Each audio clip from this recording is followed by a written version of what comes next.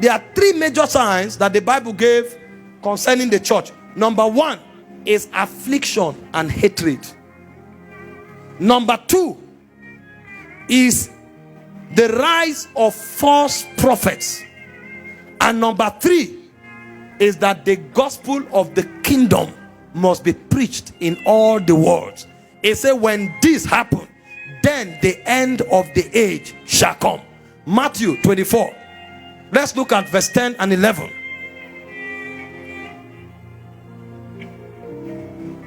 Begin from verse 9. Many Christians today think afflictions are a burden. They think afflictions are not supposed to be part of our Christian life. And then you're asking them, who discipled you? You don't know you are the church of the last day? James 1:2, he said, count it all joy when you go through diverse trials and tribulation. Peter was preaching on the same subject, and he said, your faith is more precious than gold. He said, yet gold that perishes is tried by fire. How much more will your own faith be tried? And he said, when your faith is tried, you become complete, wanting nothing. But you see what the body of Christ is trying to do? It's trying to make you feel as if Christianity is a bed of roses. That's why our gospel is not relevant to people in Afghanistan. That's why our gospel is not relevant to people in Pakistan. That's why our gospel is not relevant to people in America and in Europe. You know why? The ones who are in the environment of persecution, they can't understand the God we are talking about.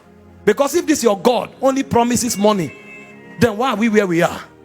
And then the ones in America and UK, they can't receive your gospel. Because if all your God gives is what their government can give them, they don't need your God. We have not taught men to stand for truth and to endure whatever comes to them because of truth. And so we still have a church that people are compromising in the office because their boss threatened them and they don't want to lose their jobs. You are not a Christian. You'll find many people compromising in the office because they want to win the favor of the boss. And a sister who sings in the church or a sister who prophesies in the church can sleep with her boss for a promotion. And then what she was taught is that she has the righteousness of Christ. And what she has done is not a sin, it's a mistake. It's a mistake. We can't endure affliction.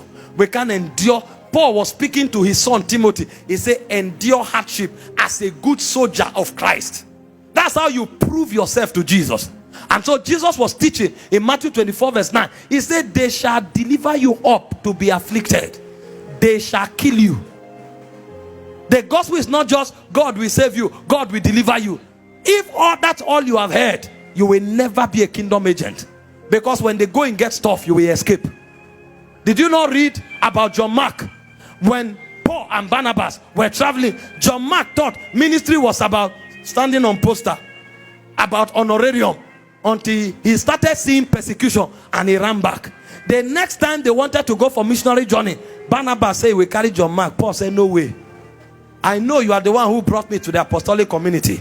I know you were part of those who encouraged me. I know you were part of those who established me in the church. But on this matter, no way. I'm a warrior of Christ. This guy is not ready. Because he was not taught the affliction dimension of the gospel. Many are lukewarm today. It is only affliction that will wake them up. Affliction, hatred. Nations will lock their doors against you. There are many nations, they hear you are a Christian, they will deny your visa. And if you are there, they will deport you. If they don't imprison or kill you. It's a sign that we are in the last day. It says you will be hated. You will be hated. You have to develop a thick skin. If you are still that Christian that somebody spoke against, you go and lie on your bed and cry for 4 hours. You are not ready. They say, can you imagine? They spoke against me. Oh Lord, see what they are doing to me. Doing what? What has happened to you? Have you been beheaded? Have you been in prison? Somebody spoke against you. You went and laid down. You cried. You are looking for sympathy. Stand up from there. There is work to be done. Who cares if anybody is angry with you? Who cares if they speak against you? There's too much work to do to be concerned about what somebody thinks. We are martyrs, ready to bear the witness of Christ in any situation we find ourselves. That is the readiness requirement. And it is one sign that will happen to the church as a proof that we have come to the last day. Jesus said, they hated me, they will hate you. And the apostles knew this very, very well. And all of them gave their lives for it. The second sign of the church is the rise of false prophets. Matthew 24 verse 10 and 11. He said, and then shall many be offended, and shall betray one another, and shall hate one another. Go to verse 11. And many false prophets shall rise, and shall deceive many. So it is false prophets that will bring the delusion into the church. And let me tell you something. When we talk about false prophets, it's not about ministers who bear the title of prophet. Because many people think it's those who say they are prophet A or prophet B that we will censor and choose the ones who are genuine and choose the ones who are fake. It's not about title. Anybody who preaches or lives deception as a minister is a false prophet. Because the credential that the Bible gave there is that it said this false prophet, their job is to deceive many. So you can call yourself an apostle. If there is no truth in your mouth, and if your life is fake, you are a false prophet. There are many people today who are exaggerating a lot of things that God is not saying or doing on the altar. They say they are apostles. They are also false prophets. False prophets are not only the ones who carry the title of prophets. There are many people today, they are preaching what they are not practicing. They are also false prophets. Hope you know that one of the greatest corruption that entered the church is the gospel of materialism.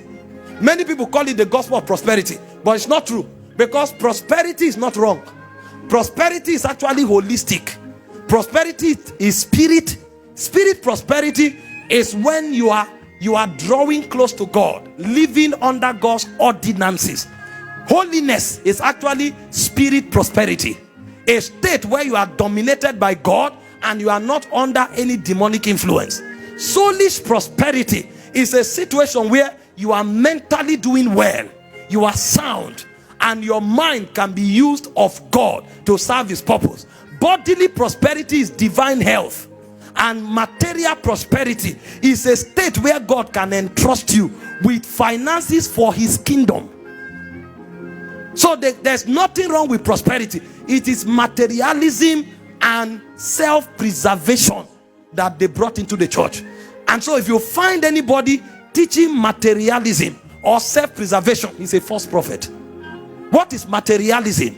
Everything you do is about God blessing you with something. If you are praying, it's about money.